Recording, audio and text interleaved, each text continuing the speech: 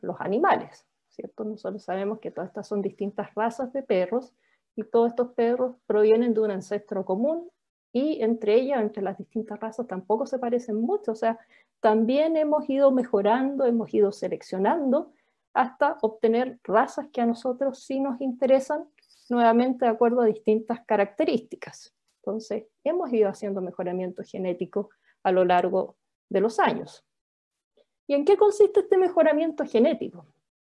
Consiste principalmente donde nosotros vamos a tener una variedad comercial que estamos utilizando, puede ser, por ejemplo, este morrón amarillo que está acá, y la verdad es que nosotros podríamos pensar, bueno, en realidad me gustaría tener un morrón rojo, pero de gran tamaño. Y por otro lado encontramos un morrón rojo, pero pequeñito, pero asumimos que tiene genes para que le den un tamaño mayor. Entonces lo que nosotros hacemos es hacer un cruzamiento, y lo que se ha hecho hasta ahora, de la variedad comercial, que sería este morrón amarillo, ¿cierto? Con el cruzamiento de este morrón chiquitito, que es rojo, con la finalidad de obtener un morrón que sea rojo y mantenga las características del tamaño. Y cuando hacemos estos cruzamientos, normalmente tenemos transferencia de ADN desde uno a otro individuo y estamos un poquito haciendo un mejoramiento a ciegas y estamos solamente en base a lo que obtenemos haciendo la selección, en base a este fenotipo, a lo que estamos observando, estamos seleccionando.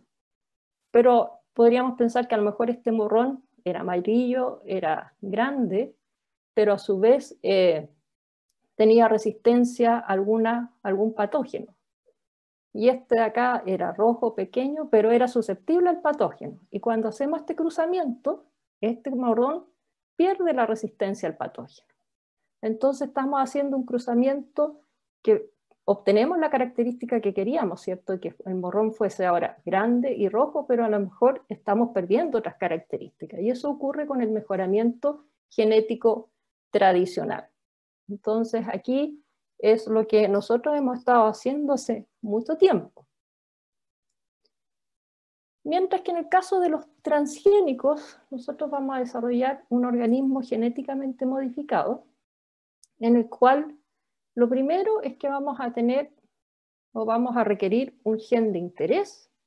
Nosotros ahora la diferencia es que vamos a agregar un gen que va a dar la característica que nos interesa. Vamos a hacer un proceso de transformación, vamos a hacer ensayos de campo y a nivel de invernadero previo a la comercialización. Entonces, ¿qué es lo primero que vamos a requerir? Cuando nosotros hablemos de un organismo genéticamente modificado, estamos hablando de una planta, en el caso de los cultivos agrícolas, ¿cierto? Al cual le queremos agregar un gen, un pedacito de ADN, que le va a conferir una característica que nosotros queremos. ¿De acuerdo? Entonces, uno de los primeros desafíos es buscar desde dónde proviene ese gen. Entonces, nosotros vamos a buscar, por ejemplo, hoy en día hay cultivos transgénicos que se llaman cultivos BT, porque tienen un gen que proviene de una bacteria que es Bacillus thuringiensis. Un solo gen, no tienen nada más que un gen de esta bacteria. Y esta bacteria, este cultivo, ¿cierto? Lo que hace es ahora va a producir una proteína que es producto de este gen, y esa proteína va a actuar como toxina contra distintos tipos de insectos. Entonces, ¿para qué sirven los cultivos de tipo BT? Vamos a tener plantas que vamos a sembrar en cultivos agrícolas, en campos, y si vienen algunos insectos que normalmente se comen las hojas de los cultivos y con eso se pierden los cultivos, bueno, ahora va a venir ese insecto, se va a comer esa planta, esa hoja, pero al comerse un poquitito de la hoja se va a morir porque la planta va a estar produciendo una toxina.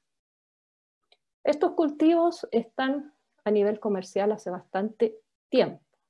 Entonces, ¿ustedes comerían una planta que tiene genes que provienen de una bacteria?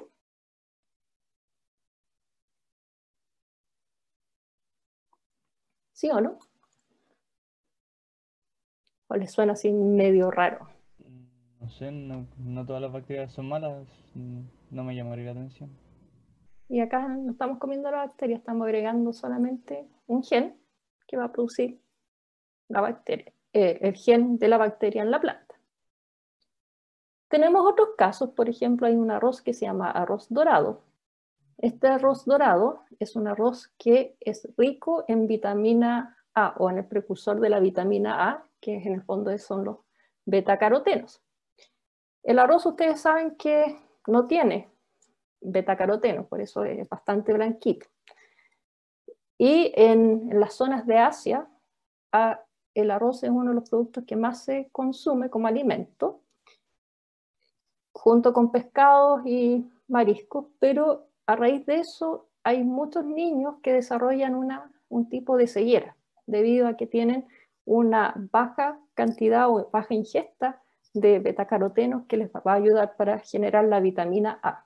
Entonces un grupo de investigadores desde Suiza y desde Alemania, lo que ellos hicieron fue, dijeron, bueno, si consumen mucho arroz, ¿por qué nosotros no hacemos un arroz modificado genéticamente empleando ingeniería genética, por el cual vamos a agregar la vía de biosíntesis o vamos a hacer que este arroz genere betacarotenos? Y para eso utilizaron genes que venían de plantas, por ejemplo de este narciso, que sí produce betacaroteno. Y a raíz de eso entonces se generó un arroz que llamaron arroz dorado, porque ahora es un arroz de color más anaranjado y que es rico en vitamina A, o el precursor de vitamina A, que sería el betacaroteno. Entonces tenemos una planta, que es el arroz, que contiene genes de otras plantas. ¿Se lo comerían? Yo creo que sí. ¿Tú crees que sí? ¿Por qué no, cierto? Estamos bien. Entonces tenemos origen de gen a partir de bacterias, a partir de plantas. Pero también se han hecho plantas, principalmente plantas de tabaco, que hoy en día se usan como bioreactores o como verdaderas fábricas de componentes o de proteínas que son de origen animal y o humano. Por ejemplo, interleuquinas, en el caso de la interleuquina 12 proveniente de ratones, o en el caso del humano, ¿cierto? Tenemos insulina o colágeno, que se producen en plantas, por ejemplo, de tabaco. Vale decir, estas plantas de tabaco, nosotros estamos insertando genes de origen humano que dan origen a insulina y o a colágeno. Entonces, estas plantas son con fines de producción de medicamentos y esto nos evita tener una cadena de producción, por ejemplo, en bioreactores, y nos podría permitir producir estos componentes como la insulina a un costo mucho menor de lo que se produce hoy en día. Es más, hoy en día, con lo que es la pandemia, ¿cierto? Tenemos una empresa canadiense que se llama Medicago, que va a producir una vacuna, está produciendo una vacuna contra el coronavirus, también empleando plantas de tabaco genéticamente modificadas. Para decir, en este caso colocaron una secuencia de la proteína del virus para que la produzca en altos niveles la planta de tabaco, de ahí se purifica y eso se puede utilizar como vacuna. Y esta vacuna ya está también nuevamente, al igual que todas las otras vacunas que están en esta loca carrera, están en ensayos en Canadá y ya ha pasado la primera fase de los ensayos. Entonces, el origen de gen es bastante diverso, puede venir de distintas partes. Luego, una vez que ya tenemos identificado qué gen queremos utilizar, nosotros vamos a hacer la transformación de las plantas y para eso hay, y no vamos a entrar en tanto detalle aquí, pero hay dos técnicas que se utilizan principalmente. Una es empleando una bacteria que se llama Agrobacterium y la segunda en la cual nosotros empleamos una pistola de genes. En el caso de Agrobacterium, lo que nosotros hacemos es tomar este gen, que puede venir de una bacteria, de otra planta, de animales, del humano, ¿cierto? Este gen lo insertamos, lo que nosotros conocemos como un plasmidio, lo llevamos al interior de la bacteria, esta bacteria ahora tiene nuestro gen de interés y ponemos en contacto células de la planta con la bacteria, y la bacteria lo que va a hacer es va a transferir este pedacito de ADN, que era nuestro gen de interés, hacia el genoma de una célula de un tejido de la planta, puede ser de una hoja o lo que sea, y a partir de este tejido nosotros vamos a regenerar plantas que van a ser plantas transgénicas. Esta es la técnica más utilizada hoy en día para obtener plantas transgénicas.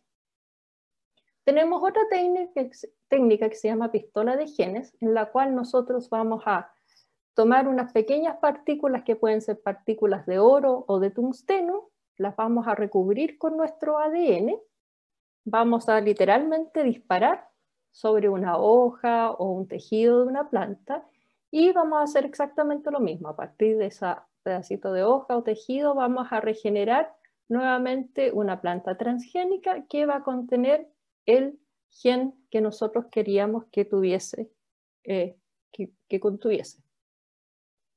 Entonces, si nosotros comparamos el mejoramiento genético tradicional, ¿cierto?, donde teníamos un cruzamiento de ADN, con lo de biotecnología vegetal para emplear o hacer plantas transgénicas, nosotros vamos a tener nuestra misma planta, solo que en este caso nosotros vamos a estar agregando el gen que nos interesa a la variedad comercial con la finalidad de tener esta nueva variedad con el gen deseado y por tanto la característica deseada. Y no estamos perdiendo información debido a este cruzamiento controlado que nosotros normalmente se utiliza. Entonces, en este caso, la gran ventaja que tenemos es que vamos a estar insertando este gen directamente en la variedad comercial que nos interesa mejorar. Ahora, alguien dijo al principio que decían que no había que comer transgénicos. ¿Por qué será eso?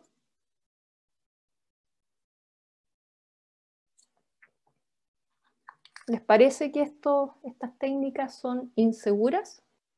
Estar insertando ADN de bacterias, de plantas, humanos o animales en plantas, ¿es algo tenebroso? Yo creo que no. ¿Tú crees que no? Normalmente, o hay mucha gente que dice que no hay que comer transgénicos porque son malos, porque producen cáncer, por una serie de cosas. Y la verdad es que nosotros cuando hacemos transgénicos tenemos que pasar por toda una legislación de bioseguridad, que son una serie de análisis que nos exigen previo a poder sacar esa planta para comercialización. Y bajo este concepto de bioseguridad, ¿cierto?, el objetivo es reducir todos los potenciales riesgos que pudiesen resultar de la biotecnología y sus productos. Y acá esto aplica para todo tipo de productos derivados de la biotecnología, no solamente para las plantas transgénicas. Y esto se basa en el principio precautorio. Vale decir que nosotros tenemos que demostrar científicamente que el producto generado, en este caso una planta transgénica, no tiene o no va a producir daño al ambiente ni a la salud humana o animal. Entonces tenemos que hacer una serie de estudios de bioseguridad que pueden demorar por lo menos, depende de los países, pero los ensayos de bioseguridad más cortos se demoran alrededor de unos 8 a 10 años. Entonces, son muchos análisis que hay que hacer para poder demostrar que la planta que uno está generando es segura para el ambiente y es segura para el consumo humano. Y para eso entonces hace una serie de estudios, algunos de ellos en una primera etapa lo que uno hace es, hice mi planta transgénica, ¿cierto? Y quiero ver si tiene el fenotipo o la característica que yo le agregué, para lo cual yo hago ensayos a nivel de invernaderos, en invernaderos que son confinados o bien de uso de acceso bastante restringido, donde yo hago un análisis bastante exhaustivo de cada una de las plantas que estoy estudiando y estoy produciendo y voy determinando cuántas veces está el gen en la planta, si el gen se está expresando, si tengo el fenotipo que quiero, etc. Luego tengo que hacer otro análisis que es de seguridad alimentaria.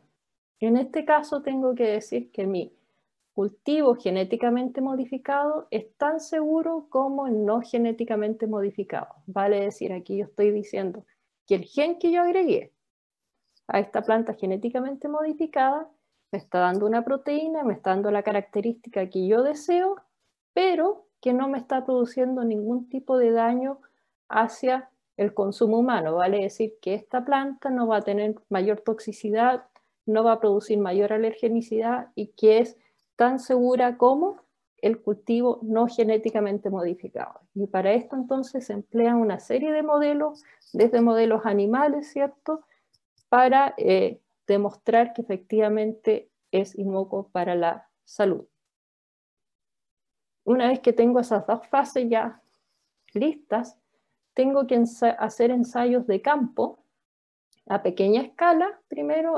Generalmente estos ensayos yo los hago en 1 hectárea y nuevamente tienen que ser sitios de campo de acceso bastante restringido. Tengo que recolectar toda la data, mucha información, y lo tengo que hacer a lo menos durante 4 años seguidos o 4 temporadas, que se llama la parte agrícola. Sembrar 1 año, recolectar la información, sembrar al año siguiente, recolectar la información durante 4 años a lo menos, para ver que los datos que yo estoy obteniendo son reproducibles y que la planta sigue siendo estable en el tiempo y es independiente de las condiciones climáticas o la mayor aparición de algunos insectos, etc.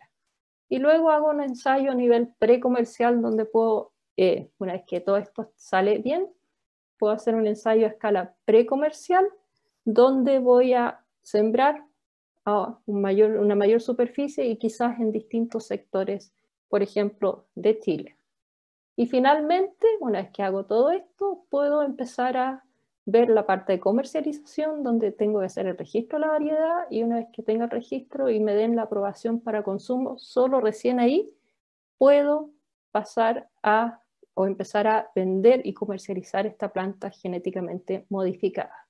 ¿Ya? Entonces, desde que yo inicio una planta genéticamente modificada hasta que la puedo comercializar, pasan alrededor de 12 años, o sea, es un periodo bastante largo para desarrollar una planta transgénica, y que llegue al mercado pasan alrededor de 12 años. Es harto tiempo. Hoy en día tenemos cultivos genéticamente modificados, ¿cierto? Cerca de 180 millones de hectáreas a nivel mundial. Es harto, ¿cierto? Una superficie bastante grande como todo Sudamérica. Tenemos que los principales países, que cuando empezaron las primeras plantas transgénicas por allá por el año 96, los principales países que comercializaban este tipo de plantas transgénicas eran países industriales, pero por ahí por el año 2011 empezó a haber un mayor desarrollo en países en vías de desarrollo, ¿cierto? Estas plantas transgénicas, y hoy en día son más bien los países en vía de desarrollo los que tienen mayor superficie de cultivos genéticamente modificados. ¿Cuáles son las principales características que tienen estos cultivos genéticamente modificados? Si nos vemos acá de nuevo, nos vamos al año 96 cuando empezaron, vemos que la mayoría de ellos era tolerancia a herbicidas, es decir, que se desarrollaron plantas que eran capaces de crecer bajo condiciones de aplicación de herbicidas. O sea, podemos aplicar herbicidas y a estas plantas no les pasa nada. Luego tenemos resistencia a insectos, que fue poco lo que partió, ¿cierto? Y ha ido aumentando en el tiempo, y lo que en el tiempo se ha ido haciendo más y más común es que estos cultivos tengan tanto la tolerancia herbicida como la resistencia a insectos. Entonces, hoy en día la mayoría de las plantas transgénicas que se están comercializando tienen ambas características. ¿Cuáles son los principales cultivos transgénicos que hay a nivel mundial? Si vemos en el mundo, son principalmente 4: soya, algodón, maíz y canola o raps. Si nosotros vemos de la producción mundial de soya, cerca del 78% de la soya que se produce hoy en día es transgénica. Alrededor del 64% del algodón que se produce a nivel mundial es transgénico. En el caso del maíz, ahí baja harto, es un 33% del maíz que se produce a nivel comercial, es transgénico. mientras que en el caso de la canola o el raps, solamente el 24% de lo que se produce es transgénico. Entonces, hay cultivos transgénicos a nivel mundial que se están comercializando, principalmente soya, algodón, maíz y canola. ¿Cuáles son los países que producen transgénicos? Bueno, acá tenemos el mapa de producción de los transgénicos el año 2016, esto no ha cambiado mucho. El primer país que siempre produce más, ¿cierto? Estados Unidos es el número 1, Brasil también tiene una buena producción, Argentina también, ¿cierto? Acá en Sudamérica tenemos el número 1, el número 2, 3, Canadá, el cuarto productor de transgénicos. También tenemos países donde ha ido aumentando la producción de transgénicos, como es el caso de China, como es el caso de India, y dentro de África, principalmente Sudáfrica, el principal productor de organismos genéticamente modificados. Y si nos vamos a Europa, en Europa hay dos países, España y Portugal, que son los que han adoptado la tecnología de transgénicos hace bastante tiempo ya y lo tienen a nivel comercial, y otros que tienen menor superficie como la República Checa o Eslovaquia. Y aquí aparece Chile. ¿Será que Chile tiene transgénicos? Ahí dice maíz. Bueno, en el caso de Chile, nosotros tenemos una legislación que no permite la comercialización de cultivos transgénicos en el país. Vale decir, aquí no estamos autorizados a comercializar transgénicos en Chile. ¿Y por qué aparece Chile acá con producción de transgénicos? Entonces, ¿por qué creen ustedes si en realidad no podemos, si hay una ley que prohíbe la producción de transgénicos en el país? ¿Por qué aparecemos en el mapa?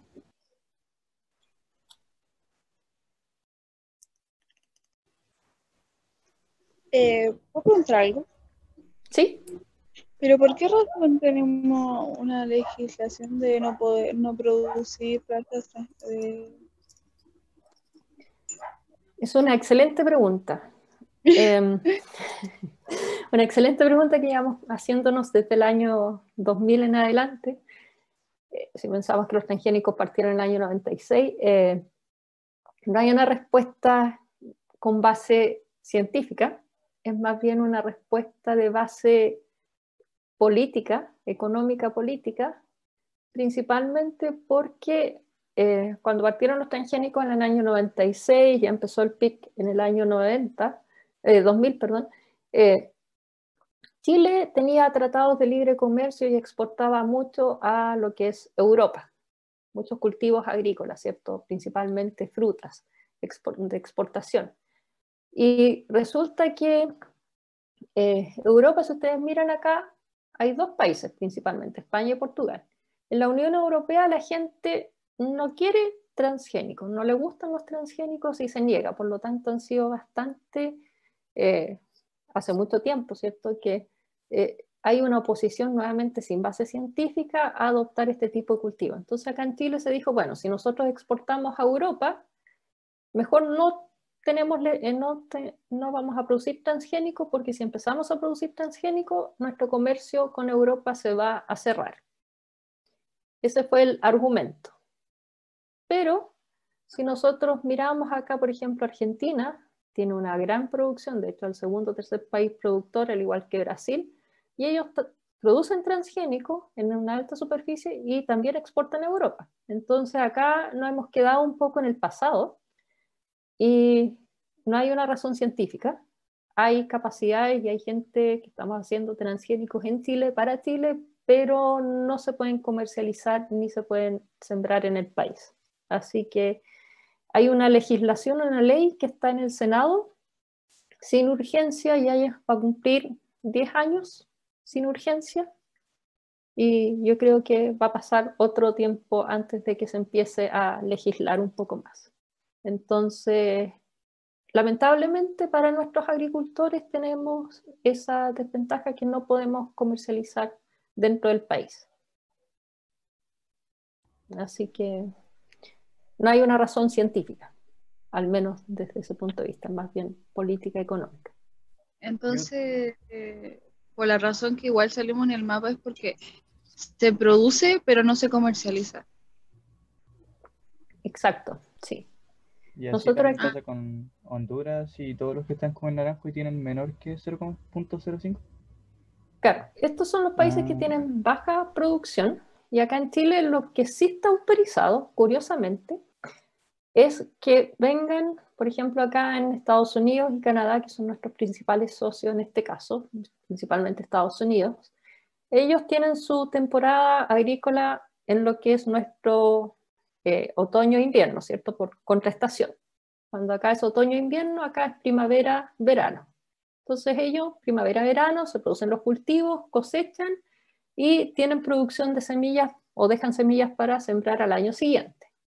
Si la temporada está más o menos, no está muy buena, entonces lo que ellos hacen para aprovechar ese mismo año, hacen un contrato con agricultores acá en Chile a través del Servicio Agrícola y Ganadero, que depende del Ministerio de Agricultura, y cuando acá es otoño-invierno, acá es primavera-verano, vienen, siembran con ese contrato, con el agricultor específico, con el visto bueno del Ministerio de Agricultura, del SAC específicamente, y lo que se cosecha como semilla tiene que irse en un 100% de vuelta a Estados Unidos. Entonces, solamente se utiliza como país semillero para producción de cultivos genéticamente modificados. Nada más que eso. Lo mismo ocurre en Costa Rica. Son los dos países que tienen ese tipo de legislación. Así que hay, pero no podemos comercializar. Entonces, cuando les pregunté si teníamos transgénicos en el país, si consumimos transgénicos, la verdad es que no. La respuesta es no. Ni la lechuga, ni el tomate, nada de lo que hay en en el supermercado es transgénico.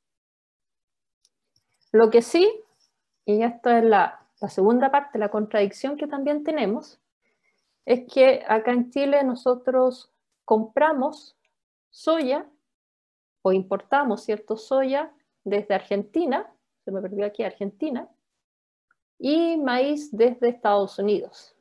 Bueno, resulta que soya en Argentina, prácticamente, si volvemos a este mapa de acá, ¿cierto?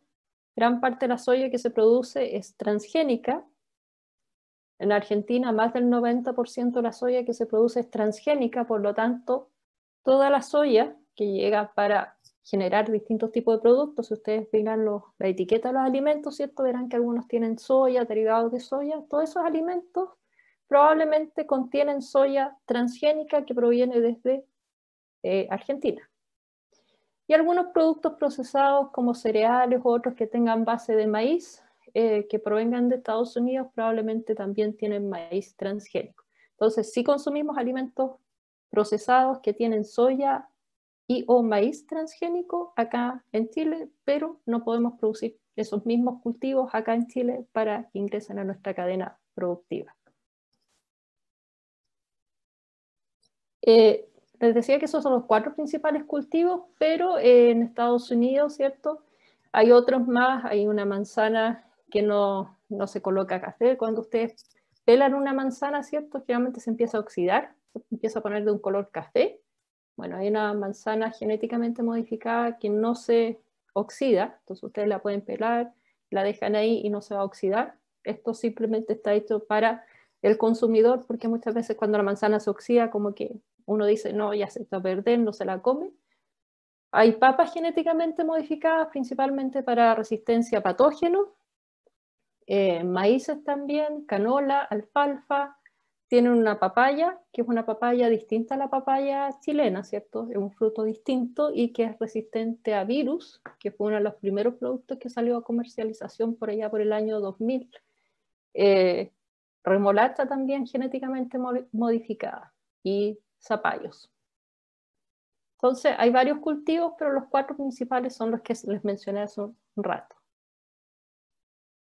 También la ingeniería genética nos ha servido para conservación, ¿cierto? Nosotros en Estados Unidos, nuevamente, hay un castaño que es el castaño americano, el cual empezó a desaparecer en el tiempo porque fue atacado por un hongo. Y este hongo hacía que el castaño se muriese y empezaron a bajar y bajar la cantidad de castaño americano.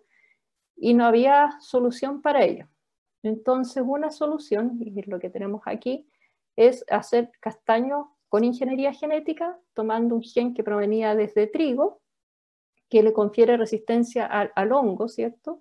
Y este castaño ha sido plantado en distintos sitios de universidades, que serían sitios con menor acceso, mientras tanto, ¿cierto? Para poder recuperar estos árboles que serían el equivalente al canelo en Chile, ¿cierto? Tienen toda una historia cultural asociada también a su alrededor. Entonces no podían hacer que este castaño desapareciera. Entonces una de las soluciones fue a través de ingeniería genética o transgénico. Y hoy en día hay más de 5.000 plantas de castaño americano que están plantadas en distintos sitios, sobre todo por la costa este de Estados Unidos. La otra opción era hacer un híbrido, hacer la técnica de cruzamiento controlado que vimos al principio, que es como se han hecho los mejoramientos genéticos, con un castaño de origen chino, el cual tenía el gen de resistencia al patógeno, y por lo cual si nosotros hacemos un cruzamiento, la descendencia va a tener 50% de ADN del castaño chino y 50% del ADN del castaño americano. Y después uno puede ir haciendo lo que llamamos retrocruza. Lo volvemos a cruzar con un castaño americano, quedando con 3/4 de castaño americano, de ADN de castaño americano. Hacemos de nuevo una retrocruza, quedamos con 7/8, etc. Y luego de 16 generaciones podríamos llegar a tener 15, 16 avos de castaño americano, pero siempre va a ir quedando ADN del castaño chino. Entonces, en este caso, igual quedarían con más ADN de la otra especie. Acá solamente estamos agregando un gen de trigo. Entonces, también sirve para fines de conservación. Y acá, bueno, un poco lo que hay en Chile, como les decía, solamente con fines de semilla, y estos son los distintos tipos de cultivos que se han ensayado o se han sembrado en las distintas regiones de Chile. En algunos años pueden llegar a ser 20.000 hectáreas. El año pasado, este fue el año donde hubo más, que fue el año 2010-2011. El año antepasado, porque todavía no terminamos esta temporada, pero bajó drásticamente, estamos cerca de las 8.000 a 10.000 hectáreas para producción de semillas genéticamente modificadas. Y obviamente el famoso CRISPR-Cas, ¿cierto? Que han escuchado hablar gracias al Premio Nobel de Química de este año, ¿cierto? También tiene aplicaciones en la parte agrícola, que nos va a permitir mejorar cultivos para enfrentar el escenario de cambio climático, por ejemplo, para hacer cultivos que sean más tolerantes a sequía, que es un gran problema que tenemos hoy en día en Chile, que sean más resistentes a patógenos o que puedan crecer bajo condiciones extremas. Cada vez vemos que los inviernos a veces, o temporadas tardes en invierno, tenemos temperaturas muy frías, después durante el día en el verano aumenta mucho, entonces estamos bajo temperaturas extremas. O bien mejorar la calidad nutricional de los alimentos. Esto es bastante relevante porque cada vez estamos consumiendo menos variedad de alimentos, y por lo tanto tenemos que, ojalá, esos alimentos enriquecerlos con vitaminas, con distintos tipos de nutrientes, y a la vez disminuir el uso de agroquímicos. Y todo esto se puede agregar o hacer con la tecnología CRISPR-Cas. Esto ya ha empezado, ¿cierto? El uso de CRISPR-Cas desde el año 2012, que se vio que su aplicación podía ser no solamente en bacterias, sino que en otro tipo de organismos. Vemos que en Estados Unidos principalmente es donde se ha avanzado más. En el 2014 ya había tomate y naranjas, se están estudiando, todavía no han sido liberados comercialmente. 2016, ¿cierto? Pepinos, manzanas, uvas, sandías, kiwi, una gran variedad de frutos en los cuales se ha utilizado y se ha empleado esta tecnología de forma exitosa, nuevamente por todos estos estudios de bioseguridad, aunque todavía está la discusión si las plantas editadas genéticamente por CRISPR-Cas son equivalentes a transgénicos, sí o no. Entonces ahí está la discusión. Y se ha mejorado, por ejemplo, en el caso del arroz, se ha mejorado la calidad del almidón que tiene, y en los otros principalmente ha sido resistencia a patógenos, que va a ser el gran problema de los cultivos agrícolas en los años que vienen. A nivel comercial, con edición génica o con el uso de CRISPR-Cas, esta empresa Cibus desarrolló nuevamente una canola, esta es la canola, el RAPS, la cual es tolerante a herbicidas. Y esta sí entró a escala comercial, se está comercializando en Estados Unidos a partir del año pasado, la temporada pasada. Así que el primer cultivo generado por CRISPR-Cas que se está comercializando, prontamente va a haber un arroz también que va a ser tolerante a herbicidas y a enfermedades, que está a puertas también de salir probablemente en 2 o 3 años más, editados genéticamente, y tienen una gran variedad de otros cultivos, canola, arroz, papas, trigo, etc. Estos están en etapas más tempranas, pero esta empresa está apostando bastante por esta tecnología para tener cultivos mejorados para tolerancia a herbicidas y enfermedades principalmente, empleando la tecnología CRISPR. Y lo mismo se puede aplicar en el caso de árboles genéticamente modificados, ¿cierto? Tenemos árboles que han sido modificados con CRISPR, especialmente álamos, con un grupo de investigadores en Bélgica, para que tengan un menor contenido, por ejemplo, de lignina y nos permita tener mayor cantidad de celulosa en el árbol, que es lo que realmente nosotros utilizamos para producción de pulpa para papel, por ejemplo. Entonces, se está abogando, ¿cierto?, para que se autorice que estos árboles editados genéticamente puedan ser empleados de forma comercial. Aquí hay una moratoria o una prohibición de usar este tipo de árboles a nivel mundial, no solamente en Chile. Ahora sí el uso de árboles con fines comerciales no está permitido ni que sean genéticamente modificados ni editados genéticamente. Por lo tanto, con un grupo de investigadores llevamos años, ¿cierto?, peleando con estas empresas certificadoras para que alguna vez realmente nos autoricen a tener estos árboles que van a producir solamente beneficios tanto para el ambiente, porque van a tener mayor rendimiento y van a ser árboles más sanos. Vamos a tener que estar aplicando menos agroquímicos por un lado, pero por otro lado en una menor superficie se va a poder obtener mayor cantidad de celulosa. Por lo tanto, entonces, no se ha demostrado que exista daño del consumo de alimentos genéticamente modificados hasta la fecha, desde el año 96 hasta ahora, hace más de 24 años, ¿cierto?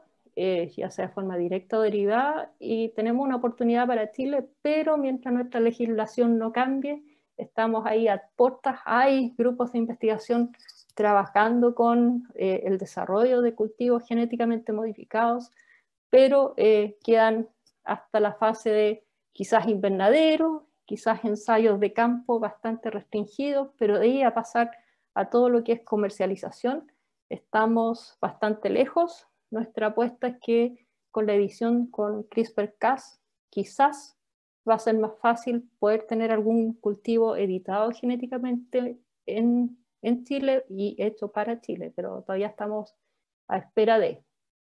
Entonces, el origen de la controversia, porque hay tanta controversia con los transgénicos, como les decía, no hay ninguna base científica para oponerse a los transgénicos, son estudiados en forma detallada a través de estos análisis de bioseguridad que demoran 8 a 10 años, más bien político, ¿cierto? Hay un movimiento antiglobalización por un lado y un ecoactivismo bastante activo, valga la redundancia. Entonces, muchas veces escuchan la palabra transgénico y dicen son malos para el ambiente, etcétera, etcétera. Y económico, ¿cierto? Sí, bien la tecnología y los que comercializan transgénicos hoy en día son pocas empresas, ¿cierto? Está Bayer, Pioneer, BASF, etcétera. Son pocas y que hay una concentración en estas pocas empresas, pero eso es producto de la globalización y hoy en día esa concentración se da en distintos ámbitos de nuestras vidas. Entonces no es culpa de la tecnología transgénica, sino que es del modelo más bien en que estas empresas se están apropiando de las tecnologías. Y hay un retraso en Europa por el desarrollo o por la adopción de estos cultivos. Curiosamente, todos los países sí están haciendo investigación con transgénicos, varios de ellos ya tienen todos los análisis de bioseguridad y están simplemente esperando que cambie la percepción pública de los transgénicos para poder llevarlos a comercialización en países como Alemania, Francia, Italia, etc. O sea, los científicos sí tienen sus transgénicos listos para esos países, pero están a espera de que cambie un poco la legislación, sea más flexible, y por otro lado que la percepción pública quiera consumir alimentos transgénicos. Y como toda nueva tecnología, aunque ya no es tan nueva porque partió el año 96 a nivel comercial, siempre hay oposición, ¿cierto? Y si nos oponemos a todas las tecnologías, la verdad es que todavía estaríamos inventando la rueda. Así que eso. Esa es la presentación. Muchas gracias. Muchas gracias. Chiquillos, preguntas, aprovechemos que nos quedan 8 minutos. Oye, respondiendo. Entonces, Dale, Vicente. entonces finalmente lo que los transgénicos son dañinos es una falacia, simplemente. Sí. Desde un punto de vista científico, sí, no hay ninguna demostración de que estos cultivos transgénicos sean malos para la salud, ni al ambiente, todo lo Yo contrario. creo que se han creado más mitos desde el punto de vista económico, desde el punto de vista de quizá el monopolio de la semilla, como quién le va a vender la semilla al agricultor, si las plantas transgénicas se pueden reproducir o no se pueden reproducir. Yo creo que Se por pueden ahí, reproducir, claro, sí. Hay claro, hartos por ahí mitos. ese es el mito, que Sí. el granjero va a tener que comprar las semillas cada año. Y obviamente la idea de este tipo de charlas es comunicar a los chicos desde los científicos qué es lo que es un organismo genéticamente modificado o un transgénico. ¿Tienen más dudas, chiquillas? Uy, que están calladitos. No, profe, ninguna. Me quedaron Bueno, dudas. respondiste Yo las dudas puedo que van inducir yo apareciendo en una, el chat. Dale. puedo inducir yo una duda a los chiquillos porque aquí hay gente del electivo de ecosistema y le agradezco mucho a la doctora Sofía por la charla porque básicamente tocó el corazón del tema del electivo, que es estos dilemas que se generan entre el conocimiento científico y las partes políticas o sociales. Pero yo quería preguntar algo que me gustaría saber la opinión de la doctora, que es con respecto a la biodiversidad. ¿Hay alguna forma en la que se pueda ver afectada la biodiversidad, entre comillas, natural por la modificación genética?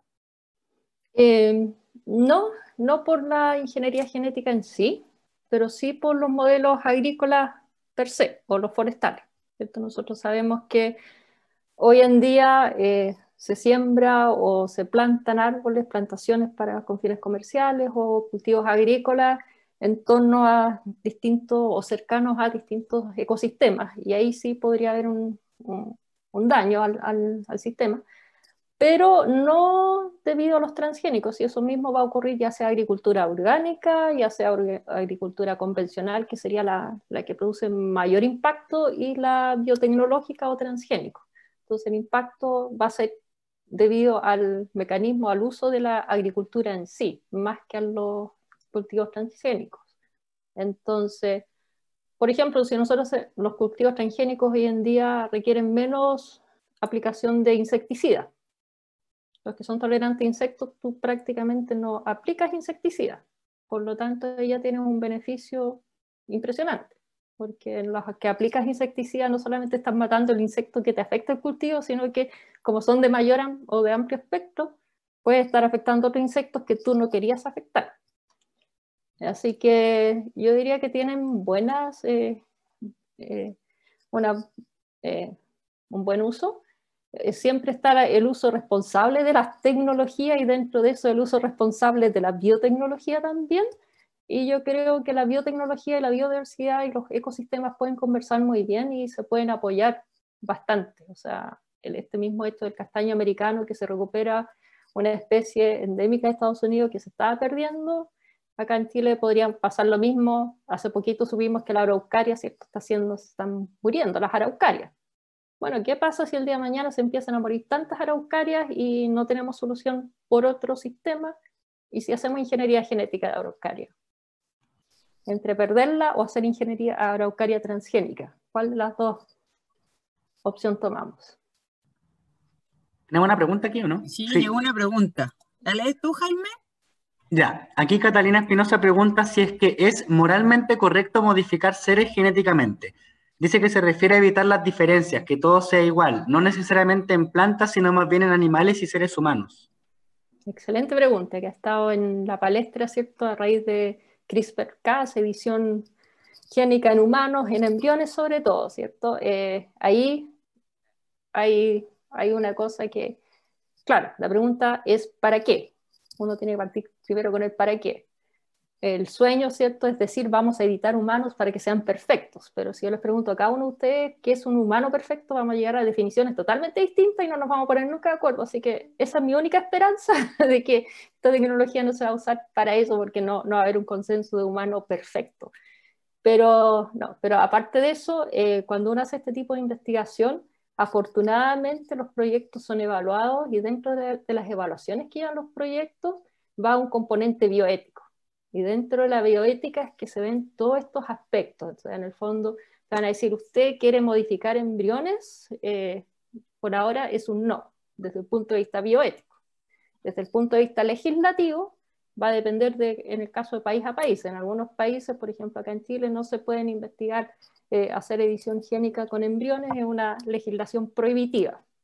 Se prohíbe. En otros países se puede hacer, por ejemplo en Estados Unidos, se puede modificar embriones o células, bueno, o hasta mórulas, digamos, hasta los 14 días solamente, y de ahí tienes que parar tu experimento.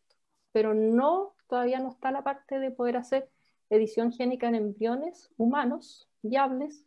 Al menos hay un consenso desde el punto de vista bioético. Ojo, que no es que exista una prohibición legal. En algunos países se puede, pero bioéticamente los científicos y científicas, afortunadamente, todavía tienen este componente, este bitito bioético, le dice, hey, ¿para qué lo quieres hacer? Alto, esto no, por ahora no. Así que, sí, afortunadamente está ese freno de mano todavía ahí disponible. Y la última pregunta, y muy rápido porque nos tenemos que ir a la otra charla, darte las gracias así anticipadamente, ¿qué opinas tú de Monsanto en Chile? Bueno, Monsanto fue comprado por Bayer y ese Bayer es bueno. Así que, no, yo creo que como todas industrias, ¿cierto? Tienen cosas buenas, cosas malas. Monsanto fue una empresa que desarrolló bastante y apoyó bastante el desarrollo de transgénicos. En esa área yo creo que han hecho un buen trabajo. Yo no soy de mucho de demonizar las empresas, hay algunas como en todas las cosas, las empresas, las personas tenemos de todo, buenas y malas prácticas, pero yo creo que en el caso de los transgénicos sí han sido un buen aporte, han desarrollado varios cultivos que hoy en día están siendo parte de Bayer, así que Monsanto en Chile de hecho se dedica solamente a la producción de semillas no transgénicas, así que acá en Chile de nuevo no está con el ámbito transgénico. Así que... Muchas gracias. Yo creo que dejaste prendido el bichito en la mayoría de ellos, que están, muchos de ellos están en el lectivo de biología celular y molecular, y también en el de ecología y en biología de los ecosistemas. Entonces, para que vayan entendiendo conceptos que obviamente tenemos que trabajar, y que obviamente el mundo les entrega una carga de información impresionante que no es la correcta. Entonces, yo creo que le den un aplauso aquí a la doctora Sofía Valenzuela, para que... Oye, pero en algún minuto prendan sus cámaras, no son tan feos. Todo el mundo piensa que ustedes son muy feos, por eso no prenden sus cámaras. Nosotros también vamos a apagar nuestras cámaras. A ver si les gusta, ¿cierto? A ver si. Sí. Claro. No, bueno, pero... en todo caso, tengo tu correo, así que si quieres te mando la presentación. Genial, sin problema, para que la compartas ahí con los estudiantes. Ahí también está mi correo, si quieren después. Muchas gracias. A los chicos, las estudiantes y los estudiantes contactarnos por cualquier cosa. Estos chicos sigan aprendiendo. Gracias. Gracias, María José. Gracias a ustedes, muchas que les vaya bien. Muy buena su charla y la presentación estaba bonita y entendible. Bueno, se las voy a mandar para que ahí si quieren después usarla para otras cosas, no hay problema. Así muchas gracias, Sofía. De verdad. Gracias a ustedes. Vamos a seguir en contacto. Y suerte con todo este seminario y felicitaciones por ello también. Muchas gracias. Nos vemos, chicos. Nos vemos. Chao. Nos vemos. Muchas gracias. Muchas gracias. También. Chao. Chao.